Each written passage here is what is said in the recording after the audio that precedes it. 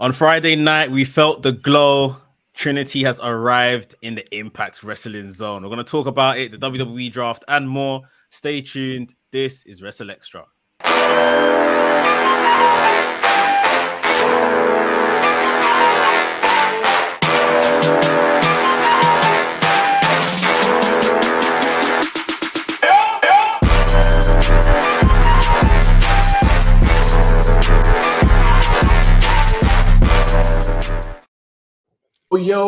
Yo, this is WrstlXtra. I'm your boy, A Dazzle, the Black Wrestling Advocate, always joined by my trios team, Mex, the WrestleManiac, if you will, and the professor that is Gerard Bonner. Guys, today is going to be a crazy one. So many things to talk about, so much going on, but I think we're going to start with the draft and work our way through the week. What a week. Oh, let's go. We're going to the first shakeup in the WWE with the draft. We saw, of course, the draft has happened starting on Friday on SmackDown, and we've had some more just yesterday on Monday Night Raw. Yeah, it's been interesting. I'm going to go through a little bit of a list of our Black Stars, more than anything, of who's been moved around and what's been going on. So first of all, on Raw, we've seen the New Day have moved to Raw. Ricochet is now on Raw with Braun Strowman. Apollo Crews has come back to Raw, back on the main roster from NXT, and a few other things as well. SmackDown, I think, for me, has probably had the biggest shake-up for our Black Stars, at least. We've got the Street Profits there. We've got Bianca Belair, who is the Raw Women's Champion on SmackDown now. And Bobby Lashley as well has now moved to the blue brand. Gerard, I'm going to go to you first. With all the stars moving around, even in general, probably not even just our Black Stars, but what have you made of this draft so far? What are you excited about? What are you expecting? Admittedly, I have this thing in my heart for NXT. And so I'm really excited about the NXT call-ups. There were many, which to some degree is surprising. But I remember that they've not done any call-ups from NXT since the implementation of 2.0. That's been almost 2 years. So it's long overdue to have some folks come up. With that said, the folks who are coming, I feel like they've gutted the women's division by taking all of the women's champions from NXT. I don't know what that means. And then the tag team that challenged the NXT champions on Friday are called up on Monday. So I don't know what this means for the NXT women's tag titles. I don't know. I do feel like all of the shows are suddenly stacked and feeling fresh. You know, adding Bianca Belair and Lashley and the Street Profits, all the SmackDown is massive. That's massive. You know, the additions to Raw, I think, have been really, really good as well. You know, seeing Apollo Crews come back, which I think is great. You know, obviously Katana Chance and, you know, Caden Carter. That's going to be a great shakeup, I think, for Monday Night Raw as well. And then there's the other elephant in the room. Mex first alluded to this last week, and ever since he said it, I can't shake it. Omos is now a free agent. Omos, consider this, now has the same status as Brock Lesnar. Okay, can we see the handwriting on the wall? It is clear to me that a very big star is being made in Omos. Now he can show up on any brand at any time. Anybody can get this Omos work. I'm just saying now, Anarfi is correct. We're going to have to respect him. He's going into a match with Seth Rollins this Saturday, you know, one way. And it was actually mentioned last night on Raw that he could be a contender for the new World Heavyweight Championship. Those words were uttered last night. It was not random. It was not a mistake.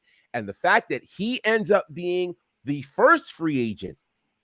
Ooh, interesting times are upon us. Homo sapiens unite. There's a place for you.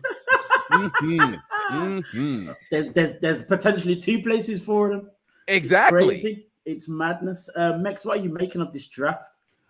It is very, very interesting. I mean, the drafts for the guys that are drafted, there's been a good amount of shake-up there. Happy to see that. And it always kind of, you know, even though we may have our preconceived notions about WWE and their booking and stuff like that, it gives us a moment of, okay, this could happen, like new matchups and all of that kind of stuff. So it's very interesting and intriguing on that point of view. Brock Lesnar being able to have, you know, free reign. He's a free agent, can go where he likes. It's very on brand with Brock Lesnar, so that makes sense. Of course. Them coming out and saying MVP has negotiated almost to have basically the exact same thing. It's, you know, when you at first, because I think they announced this on the SmackDown Lowdown, or yes, I didn't even know that was a show. Didn't even know that was a thing. But here we are, SmackDown Lowdown. You know, they almost is a free agent, and then obviously on Monday when you can see Brock is a free agent, they're throwing up a graphic. Then you're like, okay, just like Gerard said, there's a lot of comparables there. You see what I mean? At the same time, they've watered it down with the likes of Dolph Ziggler's a free agent, Ali's a free agent, Von Wagner, who has been called up from obscurity in NXT, is now in obscurity on the main roster as a free agent. So it's a bit of like, yeah, what are these guys doing here? Maybe it's just that fluidity, like we can stick in these guys wherever we need them to go as per booking requirements or whatever the case is. So, but yeah, you know, I keep saying it, watch this space for Omos. I don't know what they're doing. I don't know what they're up to. And I don't know if I'm for it or against it, but here we are. Homo sapiens, you're in the building now. You found a way in. You weren't here before, but you have for sure found a way into the building. Yes, so they have. Let's see how they stay. And then the women's side, Bianca, you know, getting to Bianca, it intrigues me. We now have, as they do, the Raw Women's Champion on SmackDown, the SmackDown Women's Champion on Raw. I thought, you know, how have they done this again? However, this time, I don't think we're getting the old switcheroo. I think this is an intentional move to maybe hark back to something they did post-Mania when Rhea and Bianca came face-to-face. Bianca beats Io Sky on Saturday. Fair enough. We probably all saw that coming way before the draft. Maybe they are going to do some type of unification match between Rhea and Bianca. And the winner walks out with what they may now call the women's WWE title. And then the other brand, they make a new title, the women's universal title. So that now they can avoid the prospect of these name stuff and this title is to this brand and that title's to that brand. And people can move more freely in the future, which 100% they'll do because brand splits in WWE don't mean anything. So I think that's where we may actually be going with these two.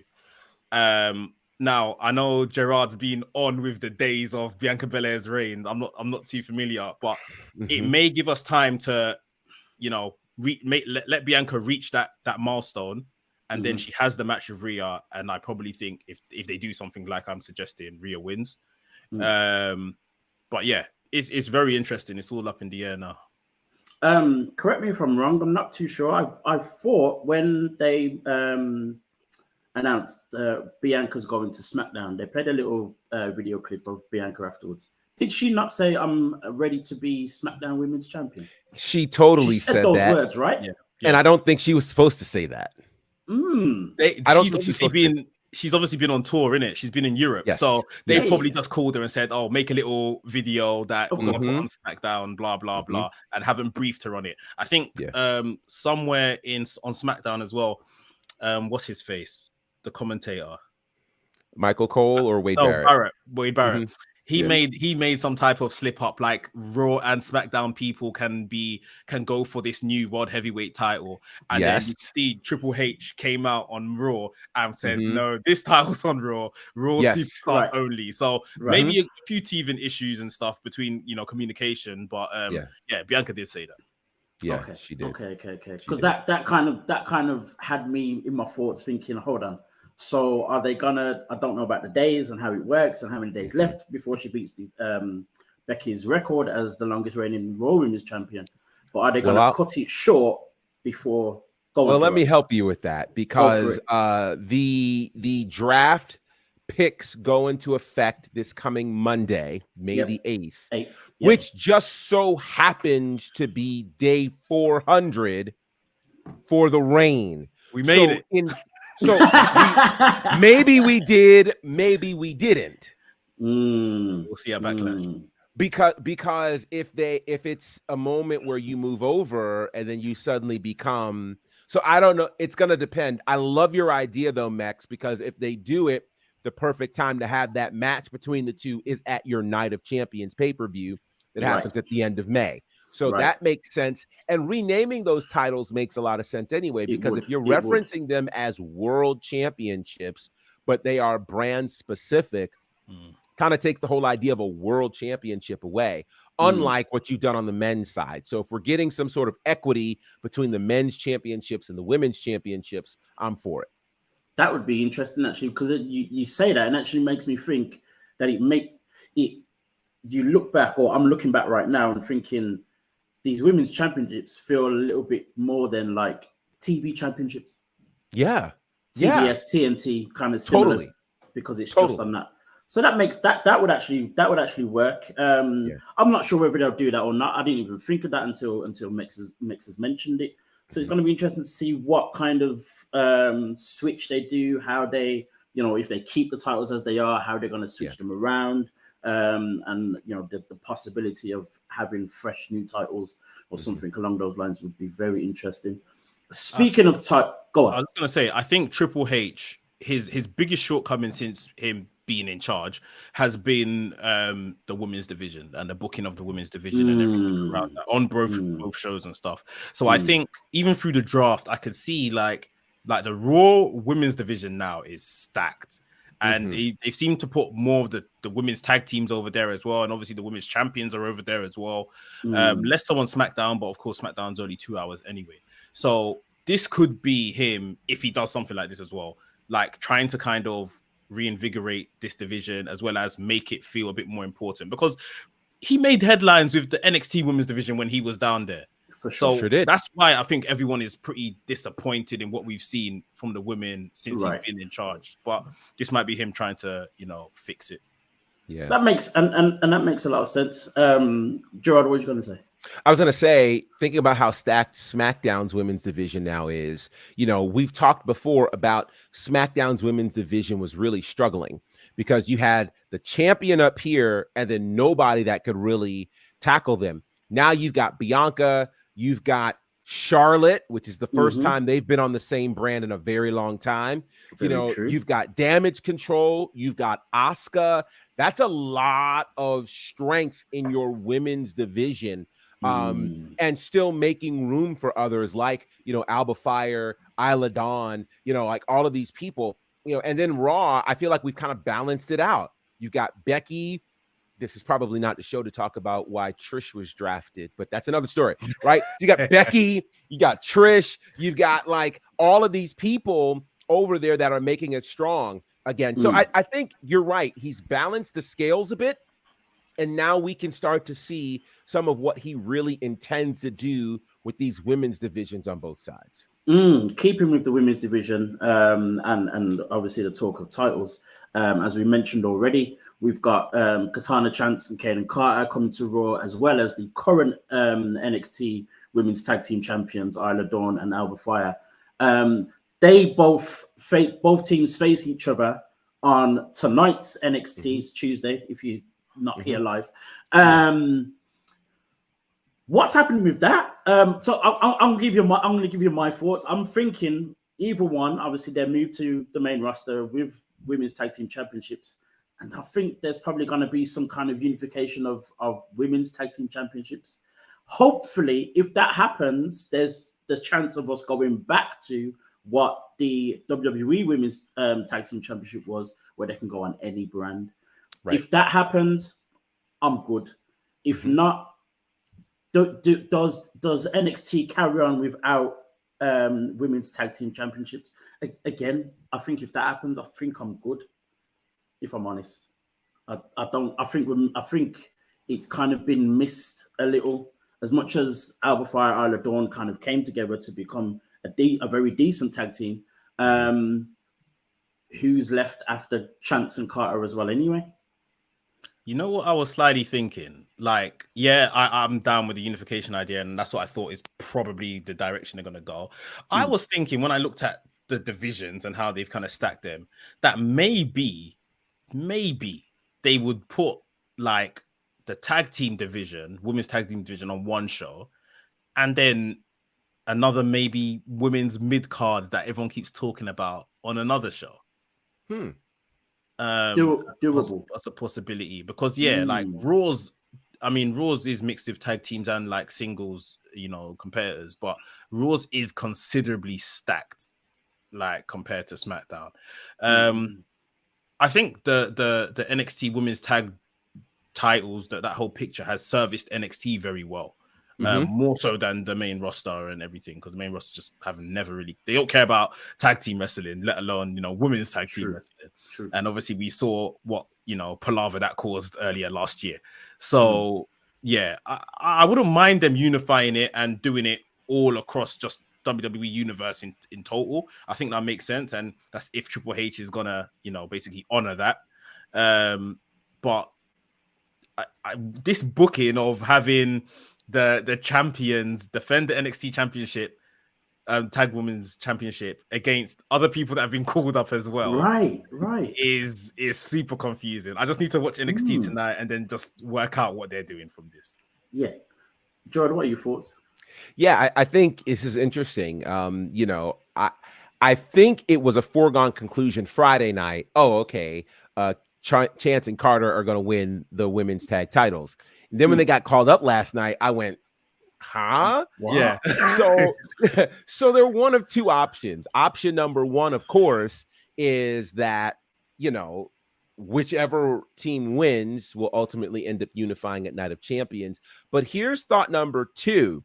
It reminds me of when Hit Row was drafted to SmackDown and Shane Strickland was the North American champion. He had one last title defense and he won. And we were all like, oh, the belt's going. And then somebody came in and did some weird thing and cashed in, and boom, they get this opportunity. Now, I don't know how they're going to make this happen, but to me, it's always that cool surprise factor of some random moment that'll happen. Maybe some new team comes together and says, hey, this is our opportunity to challenge, or whoa, what a strange thought this is. You know what's supposed to also happen tonight? The ladies from Toxic Attraction are supposed to be having a match against each other tonight. God forbid they should find their way on the same page and say, we never got our rematch, and decide that they're going to figure out we're better together than apart since both of you all are leaving. Let's get our opportunity at the NXT Women's Tag Titles, and they walk away as three-time tag team champions. Possible. That would be crazy. Not impossible. That would be crazy. I'm actually quite surprised neither of them were called up. I know they've got this feud going on, but I'm actually quite surprised neither of them were called up as singles or whatever else. Yeah, I think Night of Champions should be renamed Night of Unification, because it just feels like that's what's going to happen on that night. It's just going to be a whole load of changes with belts and new belts coming through and all that kind of stuff. It's the women's division. It's the women's division that, like I say, it seems like this is him putting his heart out. My bad, guys. I messed up. Let me try and fix this. So and you still got the whole thing with Indy Hartwell as the NXT Women's Champion coming up as well. Which I don't know what they're going to do. Very odd, because she got injured in her last match the other day. So I mean, who knows if WWE do plan in? Probably not. Like, that was the perfect time to just make her lose it. And I think some reports have come out that you know, when they were thinking, is Indy going to get back into this match or not? They had already called the audible to tell the referee that Tiffany Stratton's going to win. But Indy was, you know, she reemerged. Yeah. So, yeah, it's going to be interesting to see. She can't even defend the title right now. She Yeah, literally yeah. has to vacate it because she's got a big She's old gonna have boot on to. her foot.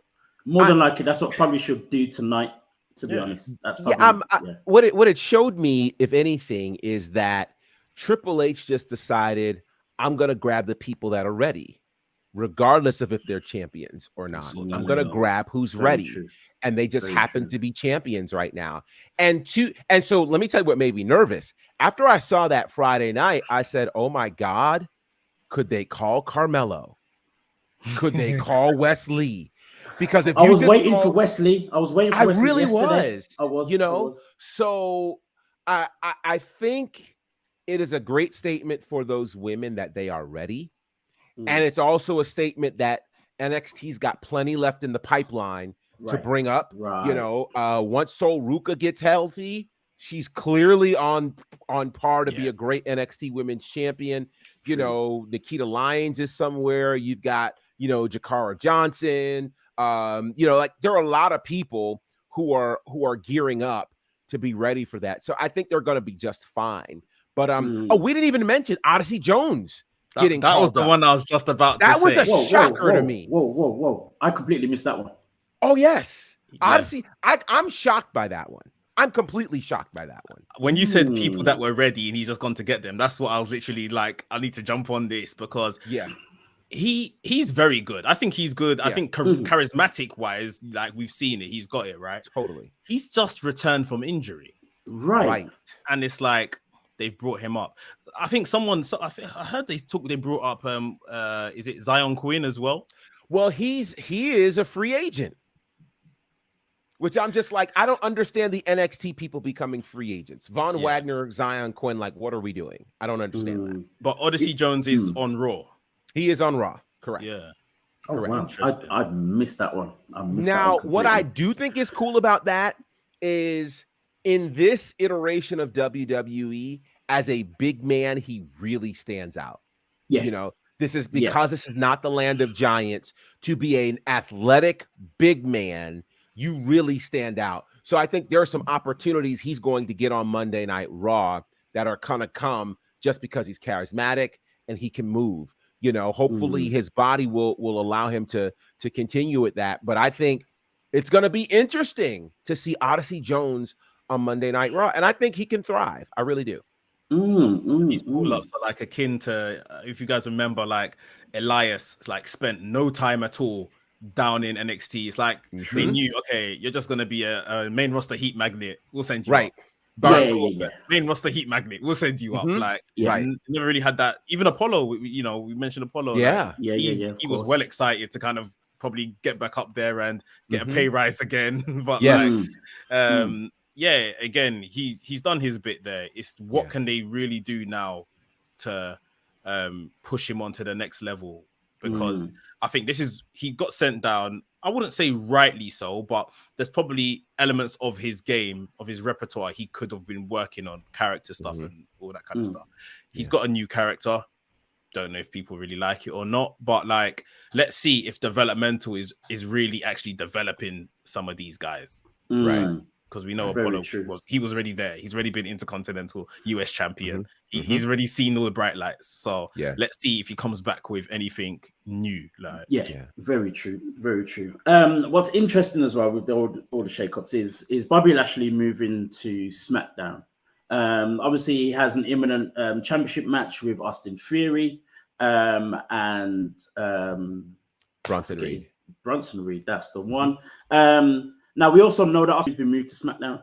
Yes. At first, so when I first saw Lashley move, I imagined that Lashley would probably beat Theory and take the championship to SmackDown. Now that Theory's there, do we still think that there's a possibility of Lashley beating Theory, or is this just Theory's going to carry on? Hopefully, Lashley then starts going for Roman Reigns. That's my hope. My hope is that he finally gets a chance to clash with Roman, because that has not happened during this entire run of Roman's where they had a title match. So I think it's a move that makes sense. He gets to really thrive. You know, it made sense for him to challenge for the US title when that was the top title on Raw. You know, now that he's going to a space where there is a title that's bigger than that, like let Theory still cook and let Lashley be that guy to say, okay, Roman, it's time. Cool. In terms of so before the draft, we had all these little chit chatterings and whatnots and teases and all the rest of it of tag teams being broken up and the Street Profits going here, Angelo staying on Raw, Montez going to SmackDown, blah blah blah blah blah. But then we saw during this draft that I think every single tag team and every single group was drafted together. What was the point? What was the point in the teases? Do you think they've missed the trick in not at least kind of breaking up a tag team or one or two or whatever else? Do you feel like almost I feel a little bit hard done by the teases? What do you guys think? They were even doing teasers, as far as I'm concerned, as they read the names, because there was a significant pause between SmackDown selects Montez Ford, and Angelo the Street Profits. I was literally like, they bottled it. I don't know. Again, this could be something like they're trying to rectify tag team wrestling and make that mean something in WWE. Kevin Owens, God bless that man, because he's the only one that seems to have any intention on WWE TV of making things always make sense. The minute he was on Raw last night and his angle started and they were backstage in gorilla position, they had been drafted to Raw. Kevin Owens is here looking at the SmackDown Tag Team Championship, the blue one. Right. Thank God for this man. Because make it. So yeah, they might do some type of again, 2 belts or whatever the case may be. But yeah, I think they just maybe thought let's not do the separation stuff now. Keep these guys together. The shake-up is enough, and just see where we go from there. So the next question is then: do they then either unify these tag team championships, make it one thing, and go between brands, or do they separate those as well in some kind of way? Again, night of unification sounds better to me. Yeah, it's interesting because to the earlier question, I feel like this is Triple H actually saying I'm committed to tag team wrestling, in terms of why he didn't break it up. So with that said, I do think there is space to separate the tag team championships. I think there's a need for uniformity. So if you're going to say, all right, we're going to have a unified world champion, then you had unified tag champions. But if you're going to say each brand is going to have its own world champion, then I think each brand needs their own tag team champions, and you commit yourself to those teams. There have been ample teams moved in both spaces, whether we're dealing with larger factions like Judgment Day or, the LWO or the Viking Raiders, or all of these teams that are clearly tag teams. Because here's the thing. Right now, if the tag champions as they are only stay on Raw, then what are all these tag teams on SmackDown going to do? Right? Who are the Usos fighting? Who are the Street Profits fighting? Like, who are these folks? And what's their point for being if there's not a tag team championship that they can go for? I think they've kind of put themselves in a pickle by saying specifically, okay, when Roman Reigns gets drafted to this brand, he's going to stay on that brand. So you've already said we're not going to have traveling champions, or else there'd be free agents and there's no need to draft them. So now you're going to have to stick to your own rules. And hopefully that means you don't need to create a separate tag team championships. You can simply say, all right, we are sticking to these brands. So that means tag team champions, you're drafted to Raw.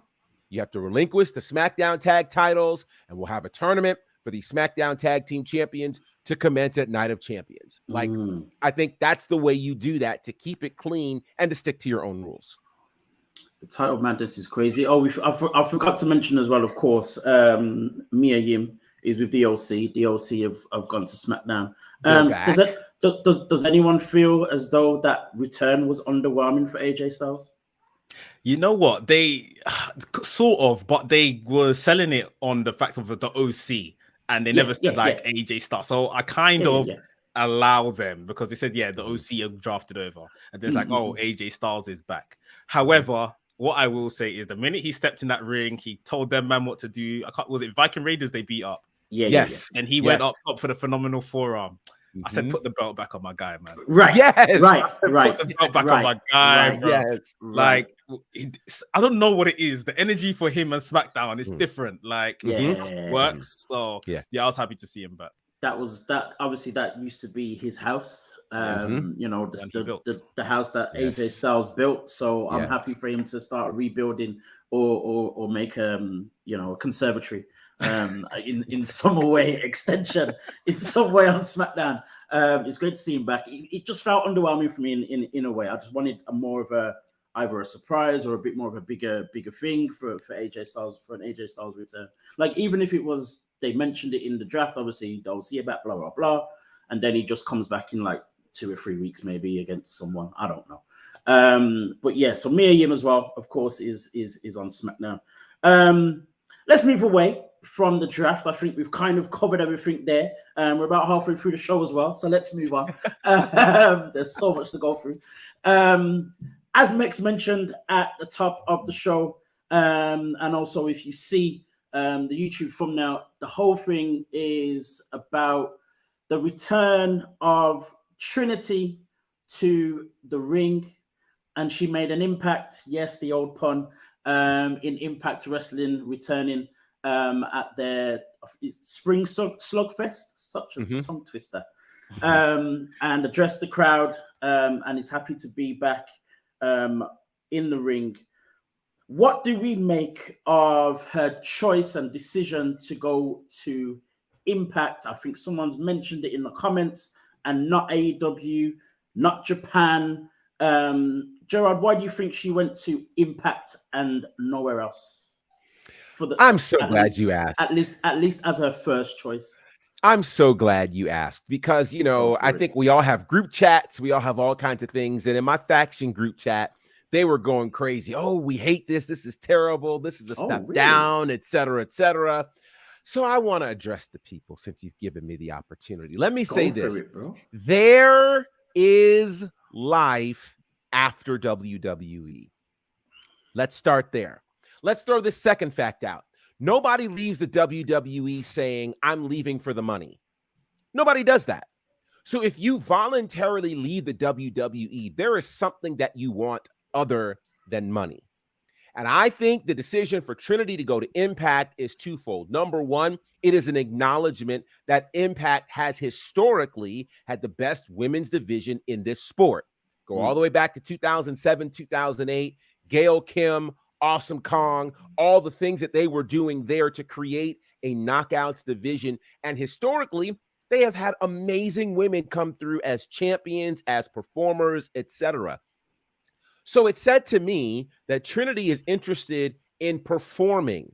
She's interested in bettering her skills and showcasing her skills, because we never got to really see all that she could be in WWE. I go back to her last singles match against Charlotte, where she tore the house down.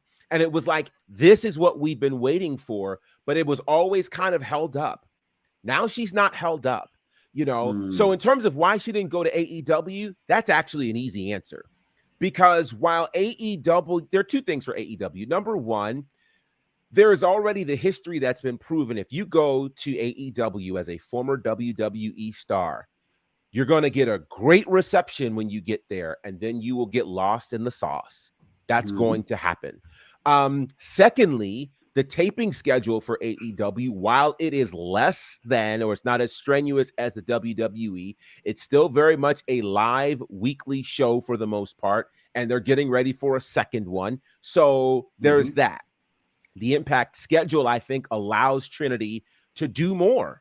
with the rest of her life. You know, there are other aspirations she has outside of the business. She's able to do that and still be involved in this sport. So I think this is a win. I think this is a great division for her. And here's the other thing. She doesn't get lost here. With her and Mercedes going to two different places, they get to say, we both get to be kingpins or queenpins. We both get to be the ones that lead a division. So to me, it's like, look at what we have here. We now have the major promotions in this business, all potentially led by an African-American female star. That is amazing. So I think this is a massive win for Trinity because there's only one Trinity, and she gets to have think about the first time matches she's going to have, you know, whether it was Kylan King the other weekend or, you know, you could be looking at Tasha Steelz. You could be looking at Savannah Evans. You could be looking at Slamovich. You could be looking at Perazo. Like we're talking some crazy first time matches here that can happen that I think would be a massive win that could showcase her skills. So I think this was the best move for her. Mex, what have you made of Trinity's decision? What are you excited to see with Trinity now in Impact? I think it's a very, very intentional decision. Like Gerard said, like some great points there in terms of, you know, this isn't for money or anything. This is to carve her own kind of legacy. And she can see, like, you look at, you know, again, WWE, Bianca Belair, AEW, Jade Cargill, Japan and the Far East is now Mercedes Moné, and she's coming over here to do Impact and be the top woman over here. It's a dangerous time, man. it's dangerous. Like who would have Ring of Honor? Yeah, Athena Ring of Honor. Like who would have honestly thought like this would be the landscape? Like, let alone, you know, we've come from a place where we were just happy that women's wrestling was just thriving, was just doing its own thing.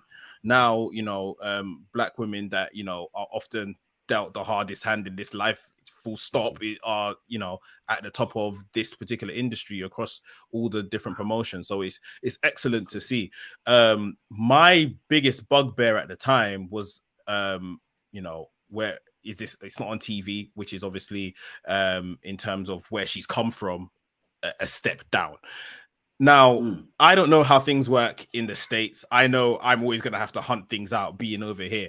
I saw people from the States on Friday night or whatever wondering, where can I watch Impact? And that bugged me because I'm thinking now people want to go and watch Impact, which is, it's the start. That's brilliant. Now, if they are in the States and they can't easily find it, and I don't know whether they're being tongue-in-cheek or, you know, if it was a joke or whatever the case is, and maybe Gerard, you can, you know, shed some more light on their TV situation, deal, whatever. I saw a lot of people wondering, where can I watch Impact? And I was just like, that is the least of the problems. We don't need that.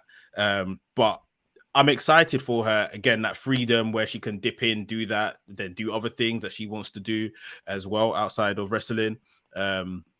Yeah, it's for the best. It's time to move on. She was in WWE for far too long. I don't feel like she ever got, you know, what she should have, especially for as long as she's been there. As early as she came, I always say it, I can't believe she was never like Divas champion, like at that time. Like it just never made sense to me. But yeah, new beginnings. And like I say, this is very intentional. This isn't because no one else wanted her. Right. I was there in real life, in living color, in Ring of Honor, and she was there front row, cutting an angle with Athena. She has chosen not to go to Ring of Honor. You see what I mean? This is very intentional. Before you jump in, Gerard, and kind of clear up the whole TV thing with Impact, as far as I understand, her appearance was at Spring Slugfest, but I think her match with Kylan King is going to be on Impact on Thursday. So her initial appearance to address Impact was part of a TV taping that's airing Thursday. The first match was at this Slugfest, which was the next day over against Kylan King. Now, I'm not sure if they're going to air that as part of a TV taping or not, but yeah, her initial appearance was part of the TV taping. Okay. Cool. So with Slugfest, that was obviously like we call it PLE now, not really a pay-per-view, do we? I don't know. Yeah, it's not I actually think, because the way Impact usually does things, Impact doesn't really have house shows. Yeah. So when Impact is out on the road, they're always recording. So that slugfest will likely be aired as part of TV taping for them. So it wouldn't be a surprise to see, this Trinity piece airing this Thursday for her, speech. And then either the next week or the following week, the match with Kylan King will air. Okay. So we mentioned Bianca Belair is he's at the top of WWE. We've got Jade Cargill somewhere at the top in AEW. Athena's obviously running things in Ring of Honor women's division. We've now got Sasha Banks, Mercedes Moné, sorry, forgive me, in the Far East. We now have Trinity in Impact. To use Gerard's term, does Trinity get the Hulk Hogan treatment, or should she work her way towards at least an opportunity at the Knockouts Championship? Gerard, what do you think? I hope she does not get the Hulk Hogan treatment. I want to see her chase the title, simply because there are so many great matches for her to have. And in a division like that, where women have worked really, really hard, a lot of those women might have, struggled on the indies or been in spaces of obscurity and came to Impact and really made a name for themselves. You're dealing with top 10 in the world in Impact. So it would really be unfair for her to come in and automatically get a shot at the world title. I want to see her have these other matches so that she can prove to herself and to everybody else why everybody's made the big deal about Trinity. So I definitely think she should chase, and we should get to enjoy all of these, because all these folks I mentioned outside of Deanna are not champions that she could have bangers with, And so I want to answer the other question about where TV is for Impact. So Impact is aired here on the States on Access TV. Access TV is not it's a good network, but it's not available in all cable outlets. So what Impact has done is they take their weekly show and it's available same day on their Impact Plus streaming platform. So I don't have Access, but I do have that. So literally Thursday nights I watch there. So it's possible, but them asking where to watch Impact isn't a bad thing. I think it's a good thing, because it means that Impact is now on their radar, because Impact wasn't on people's radars before, which is another reason why this is good that she's there. It's a very similar thing what we were saying about Mercedes in Japan on Stardom. Everyone wants to know about Stardom now and the kind of ladies that she's facing or could possibly face and all those kind of things. So it brings eyes. As much as there is that negative of it not being easily accessible, that may turn some people off, but then it also means that some people are now intrigued and want to find it. And I'm sure that was part of the reason why they did whatever they needed to do to make that deal happen. With Trinity, because at the end of the day, we've been waiting a whole year to see where she's going to be, what she's going to do. Now she's finally returned to the ring.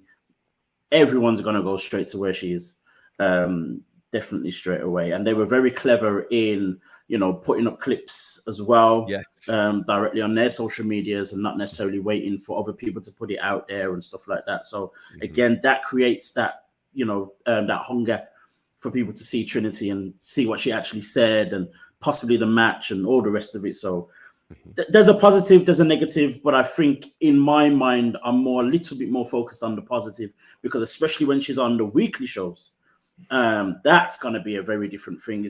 I've seen it so many times, and I think there were a few comments when I first posted the possibility or the rumors that she was signed to Impact. A few people have put in the comments straight away, "Oh, I'm now going to watch Impact." You know what I mean? That alone, even if it's 2 or 3 comments, that alone is the reason why it happened. So, it's going to be interesting to see what she does. I'm surprised it wasn't Trinity Star. She did kind of, what do you call it? Trademark. To get the trademark for that name. And it was for wrestling and for merchandise. It may pop up in somewhere else. Who knows? We'll see. But as we know, at the moment, it's just Trinity. in Impact. So we're going to see how that plays out. She's still doing the glow thing. Not necessarily in the words, but definitely in the actions, in the clothing, all the rest of it. So that's Are you guys surprised by that? No. I would have liked to see her move on from that. I can't lie. Me too. But I guess, and I don't know how Impact really do their merchandising and stuff like that, but it is just a joy for kids, isn't it? And a joy for merchandising. So maybe that's the reason to stick with it. Gerald, what are your thoughts on that now? Yeah, I think there are parts of me that wanted to see the evolution of Trinity. And maybe we'll get to see it as time progresses. I did not want to see who she was in WWE show up in Impact. I just wanted to see the evolution of that. You know what I mean? Like, if you have the chance to fully be you, who will you be? And so I think I was surprised that, but again, I want to see it. Maybe the interview that she does will kind of change my perspective on that. And maybe this was just, hey, remember who I am. And then she can shed and do whatever she wants to do. Yeah. Quite possibly. To be fair, she never mentioned, obviously she was very glowy and all that. Sure. But she never mentioned anything about Feel the Glow. The crowd was screaming Feel the Glow and all of that. Right. So she might just be, playing into it for the familiarity, like you said. And then we see her kind of develop into whoever she's going to turn out to be. Yeah, I think I don't expect her to really kind of go with the whole, Feel the Glow and the whole slogan and blah, blah, blah. But we have to also remember that was actually her idea as well, that she was trying to push for ages. So true. It is her. I believe we'll see in her entrance and in her attire. I'm not necessarily expecting it to be Feel the Glow, come upon, and she says it all the time and all that kind of stuff. So it works out. There's still a level of evolution in that as well. So again, we'll see. We have time to find out how this one plays out. Moving on to our final subject. I go back just a little bit to the draft. We mentioned Apollo Crews and how he's coming back from NXT back to the main roster. Viewers, listeners, bear that a little bit in mind. So, with this bit of news that came out, only literally hours after we did our last show. So I was like, let's do a special. We found out, it was posted on the internet. So I think I first saw it on WrestleOps on Twitter, that WWE are facing this new lawsuit, being sued by a former writer, a black female, surname Abraham, Brittany Abrahams, that's the name, who used to write for both Raw and SmackDown. And this lawsuit involves her accusing the WWE, Vince McMahon, and some of the head writers of racial stereotypes, but then also it's more so about the way she was sacked, and her questioning, that the integrity of that. So what Brittany Abrahams is saying is that she would, stand up for some of the ideas, some of the ideas that were pushed out there when it came to mainly black stars. There were one or few about a few Muslim wrestlers as well that she was opposed to. She made whatever complaint she needed to, said whatever she needed to, emailed whoever she needed to. Most of them were both ignored. Even some of them, she was then asked to forced the word used, forced to get certain stars to do certain things that were just a little bit, I'm not too sure. Now, to mention some of these, Bianca Belair was one of them. Bianca Belair, even, I think there was some kind of transcript of a conversation that Bianca Belair herself had with Brittany Abrahams about the lines that she was given. One being the famous that Bianca used all the time, and also don't let me take my earrings out and kick your Bianca Belair made mention of it a few times, didn't like it, but was completely ignored, and the line subsequently was actually put in her script almost on a weekly basis. The second one, I mentioned Apollo Crews. Apollo Crews was gone for a while. He came back as this new Nigerian. I remember the constant conversations that we had on this show about that character, but not just the character, but more so the accent that he was asked to use. Even we felt it was very artificial. As much as he is of Nigerian heritage himself, I didn't feel that he sounded like he was Nigerian. Yeah, I just felt like he was from Wakanda, stuff like that. So that in itself was also, something that Abrahams tried to stop, but yet she was asked to tell Cruz to use that accent. Subsequently, obviously, he carried on and he used that accent. Another crazy thought or pitch that was put out there was for Muslim wrestler Mansoor, now Mansoor with Maximum Male Models. There was the pitch for him to be involved in like a love triangle. It was a love triangle, and with the female involved, I can't remember who it was that was going to be involved. He was supposed to hold this secret and eventually reveal the secret being that he was part of the 9/11 attacks. Thankfully, that didn't make it to TV. We know that. The final one, this one is the hardest one for me. That one was crazy, but this one's the hardest one for me. It involved two different pitches with Reggie, who now is Scripps on NXT. The first one was for him to be dressed in drag. As we remember, if anyone has forgotten, he kind of came through with Carmella as what's the wasn't name? Wasn't it Sasha Banks first? Somalia. Yeah, Somalia. That's it. It was Sasha. It was Sasha Banks, Carmella, and for him to be able to fight other female wrestlers alongside Carmella, the whole shtick was for him to be dressed in drag and come out as a female.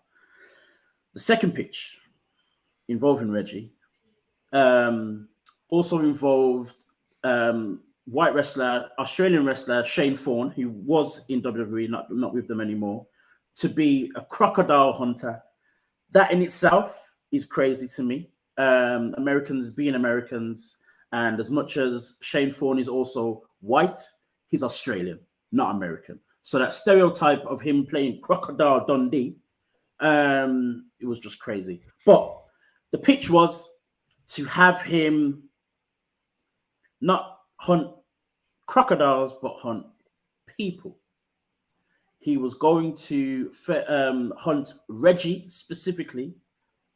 Reggie being very gymnastic, very good, all the rest of it, was supposed to be able to then escape Shane Thorne. But he was going to escape being beaten up by Shane Thorne, white Caucasian wrestler Shane Thorne, and held captive in cages.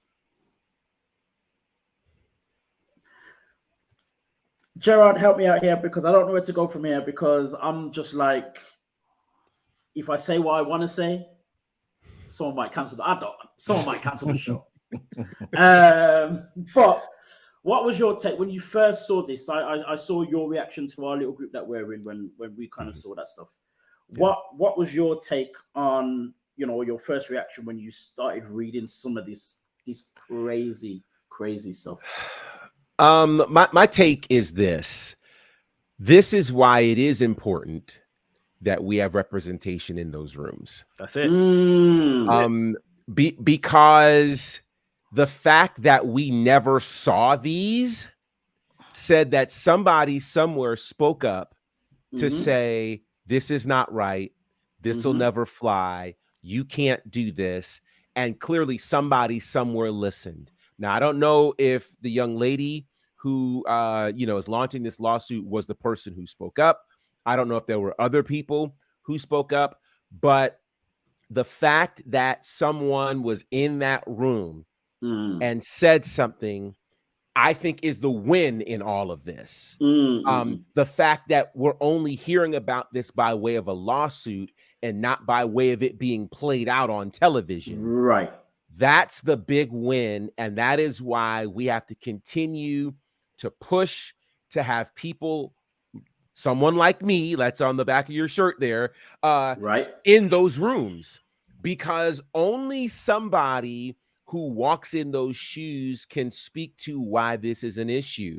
I will bring something else in and talk about it, but this is why the current Britt Baker issue is such an issue, because nobody sat in that room and said, hey guys, have you thought about the connotation this could bring? Have you thought about the people this could alienate or trigger?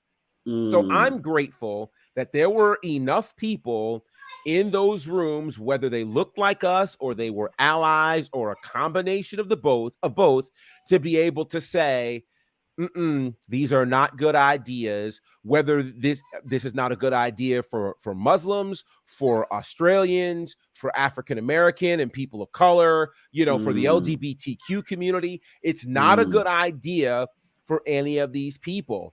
And so I do want to say to fans who hear this and go, this is why I don't rock with WWE and blah, blah, blah. No.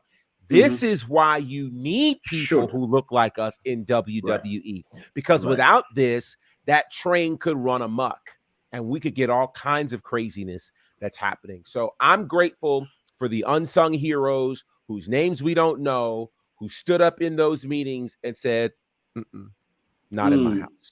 Max, before I come to you, I was going to say that with the reports that have been put out there as well, it's of the understanding, as much as the two things with Bianca Belair and Apollo Crews kind of, still ended up on TV and came to light.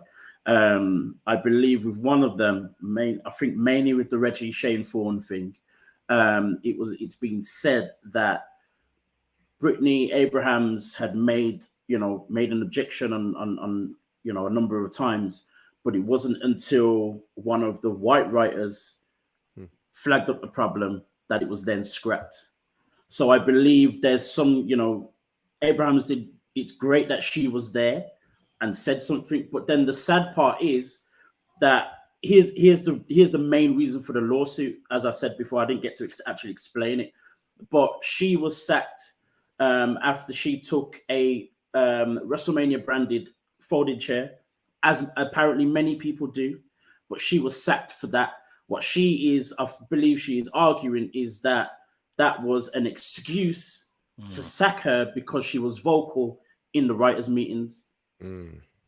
That's the hard part. So as much as we are grateful that there is someone that there is someone in the room, unfortunately, we are now at the point where there was someone in the room, not is. To that end, I will also say this is the importance of who is in charge of creative. Yep. And this is why I hope we can, find a way to galvanize around the current chief content officer, because it seems clear to me, just going through that particular era when those ideas were introduced, who was in the room and who was not in the room. Right. And so, I don't work there yet. But one of the things, but one of the things that is important is knowing kind of what you're dealing with and who would even suggest these kinds of things, or who would even think, hey, that's something that could potentially work, and that there is given what we've seen from Triple H and the stories and the champions and the success, it's safe to say that those kinds of ideas would likely not fly under his watch. Max, what are your thoughts on this whole crazy madness? Gerard has said it, man. We need someone in there. We've all said it. Like, someone in there has to go to bat for us.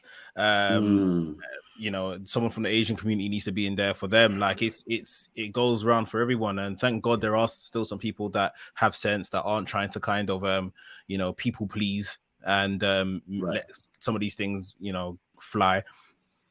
I always say it, make it make sense. Mansoor was 8 or 9 years old when 9/11 happened. Yet you wanted him to go on TV and say this. Like, it just doesn't make sense. Just leave it alone. Like, why are you trying to make nonsense? Like, it's beyond me. But you know, unfortunately, this person's lost their job. Like we're saying now, we may be outnumbered in such rooms and conversations, but we can clearly see why it's so important to have someone to kind of take our corner. Again, from the reports, I believe that at that point when Brittany Abrams was still there, there was I don't know if she's still there, but there was one other black female as part of the writing team. I understand Jason Jordan is still quite active within that kind of space as well. You know, and I don't know how many people are on this writing team. I don't know how, you know, what the percentage might be or whatever else. I don't know how vocal others, you know, from our community are, you know, and again, luckily, with some of those pitches, there were other white people within that space who thought, okay, right, this doesn't fly. This doesn't sound right. This is going to have, you know, bad consequences, bad reaction, all the rest of it. But it's what worries me the most is that these pitches, these ideas, these suggestions came from someone who is at the top of that writing tree. And that's the worrying part. It wasn't just a random idea, just a random person, or, you know, someone just a random thought. This was from the top guy. And as mentioned in these reports, a lot of things were ignored on a regular basis. Or I think the words used, the right corrective procedure wasn't used, if any at all. That's the part that's worrying for me, because I'm thinking to myself, and as much as when I've, you know, posted about this and when I've seen people's reactions, fans' reactions and stuff, everyone's like, are you surprised? You know, obviously Vincent Mann did the whole thing with the do-rag and said the N-word, and this has happened before, and Crime Time were like this, and so was like that. And I'm like, yes, but that was what, 20 years ago or so, you know? Surely things have changed. Like, I don't understand why we feel we shouldn't be surprised just because it happened in the past. I would like to think that we've moved on. Unfortunately, it seems like with some people, or one or two people, I guess, still a minority, thankfully, we don't seem to have been able to move on. It's a shame. I don't know. It's a shame. It really is. We're still fighting the fight. Yeah, we are definitely still fighting the fight. And I think if there is progress, it's that we had Crime Time before, and this time it didn't make it out of the writer's room. So maybe we will now progress to the idea that it doesn't make it to the writer's room. You know, that I think is the next space to work, which is just saying we're always working. We're always working. The job's never done. Of course. Gerald, you wanted to say something else? No, sorry, I think next. Yeah, I was just going to add in, because we always seem to get these immediately after we come off air. So a bit of a breaking news story that broke earlier today. Alicia Fox, she has left WWE. She's confirmed her departure. 17 years associated with the company. She's done. She's noted on her social media account, Instagram account, I think, that she's now employable. Last time we saw her was 2021 and 2022 Royal Rumble matches. So, some people have been looking for Alicia Fox over the past couple of years, where she's kind of just fizzled out to. But yeah, what do you guys think about Alicia Fox being gone from the company? Yeah, it's interesting. We haven't seen Alicia Fox, of course, for a while. She kind of, you know, stepped away from in-ring competition a few years ago. But from my understanding, she was on like a Legends contract as well, so possible appearances at certain things. But then I think I probably only saw her once since then, not long after she moved away from in-ring competition. It's interesting actually, because even just last week, there was a story. I think it was an interview with Saraya, formerly Paige, who mentioned that Alicia Fox does not get enough credit for how good she was in the ring. She was saying how she was, one of the safest people to work with, but yet she had a very ferocious style, very technically sound, all the rest of it. And especially during that the whole Divas era, her and the likes of Natalia, for example, were seen as very, very good wrestlers. We never reached, she once won the Divas Championship, but I don't think we really got to see how good she really was unless you really watched her. It wasn't showcased. And, the last thing that she kind of was involved in, she had this whole kind of crazy gimmick, but ended up heading the Raw Women's, I think, Survivor Series team to a win, which was great for her. But, it's a shame that she doesn't get talked about enough, or there aren't any kind of, or enough accolades for us to kind of look back on her career and in terms of numbers and stats and blah, blah, blah, to call on. But for her to depart altogether from the WWE, does this mean we might see her back in the ring? Does it mean we might see her involved in wrestling in some way, shape, or form? Not completely sure. I know I think last year got married to a long-term partner, and she's just kind of just living the easy life as it seems at the moment. So, I hope in some way she gets credited a lot more. But it's a shame that it's kind of just, her career kind of feels like it just happened, and now she's gone. She's completely gone. Her name doesn't get mentioned. You know what I mean? Gerald, what's you thinking in terms of a career of Alicia Fox? I agree with you. I think that she does not get the credit that she deserves. Her name isn't mentioned when they start talking about, the folks who helped put together the Divas Revolution or Evolution, and how, she was integral, to that period between, the Lita and Trisha, the Attitude Era, and the modern women that we have kind of kicking off with Paige and that crew. What I also think is interesting is we normally don't see announcements made by those on Legends contracts that they are gone from WWE.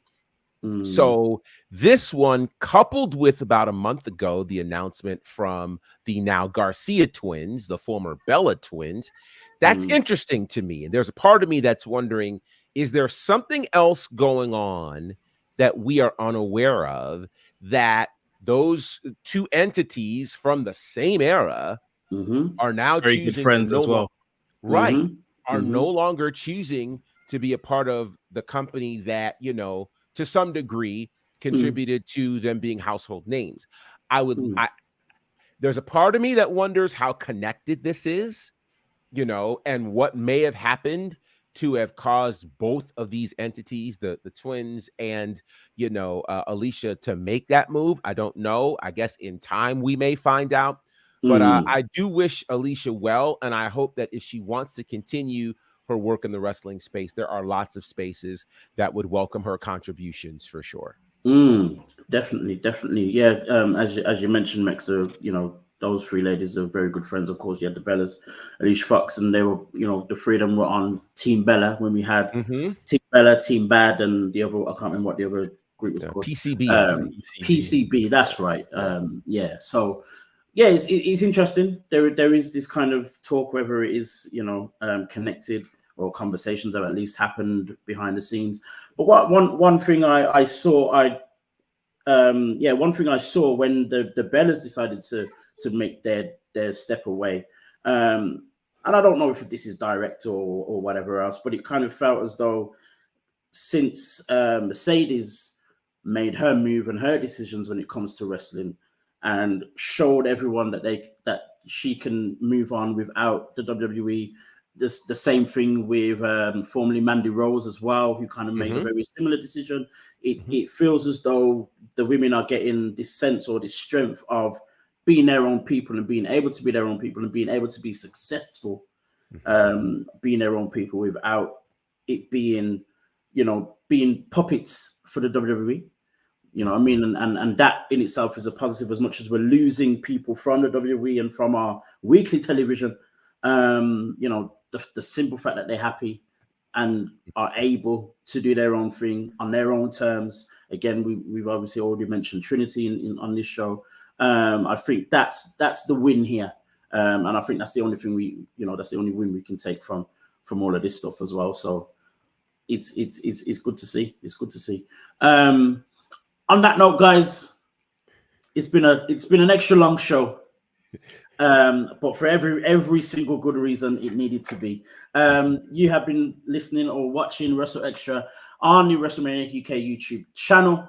Don't forget to subscribe, like, and click the notification bell when this guy Mex sends out all his video reactions and stuff to WWE, AEW, and anything else he feels to do. You can also follow Mex on WrestleManiac.uk on Instagram, WrestleManiac UK on Twitter. Follow this guy, Gerard Bonner, everywhere you can find him. Bonafide, his own show, Faction Show, WWT Live, Southern Honor Wrestling, Bow Slam. I'm sure the last show is going to be out there soon enough as well, and he'll put that out there. Gerard's also doing TikTok Reels as well now. So we're seeing his face all the time. I'm not complaining, by the way. I'm loving it. Guys, you can follow me. Join the party. Join the party. Oh, yes. Maybe. Oh, yes. Maybe. But if not, you can follow me, A Dazzle on Black Wrestling Lines on Instagram and BWA Dazzle on Twitter. Guys, thank you for everyone who joined us on the show. It's been a longer one. It needed to be, but this is the end of it, and we are out of here. Peace out.